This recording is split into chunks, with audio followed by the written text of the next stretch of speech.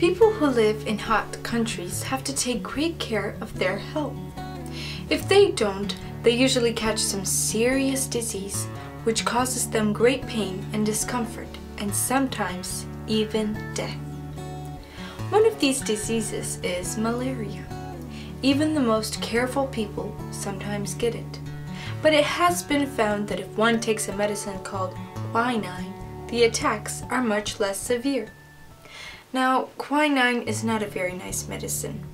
It has a very bitter taste and most children have a strong dislike for it. Anyhow, Rosalind certainly had. She hated it and did not hesitate to tell her mother so. She lived on a mission station in Africa and malaria was very prevalent in the district. The whole family suffered from it a good deal, Rosalind included. One day, she felt another attack coming on. Mother noticed it, put her to bed, and went for the quinine. But Rosalind did not want the quinine. She disliked it so much she thought she would rather have the malaria than take the horrid stuff. Mother begged and implored her to take it, but in vain. You know the scene that so often takes place when a little girl is asked to take some nasty medicine. Well, that is just what happened. Rosalind was obstinate. She would not take quinine. Mother, knowing that the little girl's life depended on her taking it, began to insist. "You must take it, Rosalind," she said. "I don't want to," said the little girl. "It's horrible stuff." "But you will be very ill indeed if you do not take it," said Mother.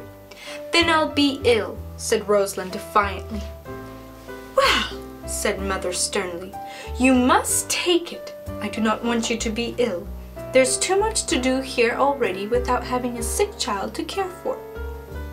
"I'll tell you what," said Rosalind.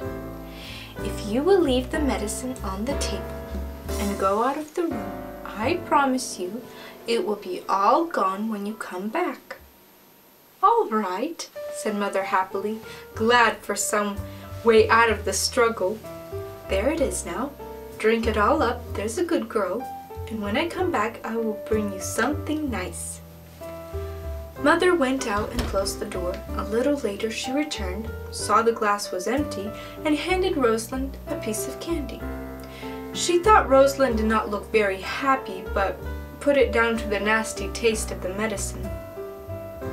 That night, Rosalind's temperature went up ever so high, and she became delirious. Mother grew alarmed. Poor Rosalind became steadily worse, very sick and racked with pain. She almost wished she could die. Every moment she could spare, Mother sat by the little girl's bedside to soothe and comfort her. "Mother," said Rosalind the next evening, "there is something I've got to tell you." "Is there?" said Mother. "I wonder what it is. But there, perhaps you had better not talk much now. When you get better, you can tell me." "No, I must tell you. In case I don't get better," said Rosalind. "Whatever can it be then?" said Mother. "Well, Mother dear," said Rosalind, "I know why I'm so ill." "Do you, dear?" "Yes, Mother. You know that medicine I wouldn't take." "Yes, I remember," said Mother with a smile. "You mean the medicine you wouldn't take till I went out of the room." "Yes," said Rosalind, very sadly and talking with difficulty. "I never took it." "Rosalind!" "Yes, I threw it out of the window." There was silence for several minutes. "Are you very cross with me, Mother?" asked Rosalind after a little while. "Not cross, only sorry," said Mother. "Oh, that's much worse," said Rosalind. "But you understand now, dear, don't you?" "I do indeed. It costs too much, doesn't it, dear, to disobey?" "It does," said Rosalind.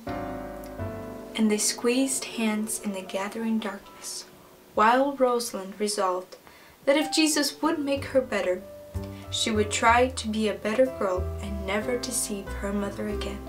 She kept her promise.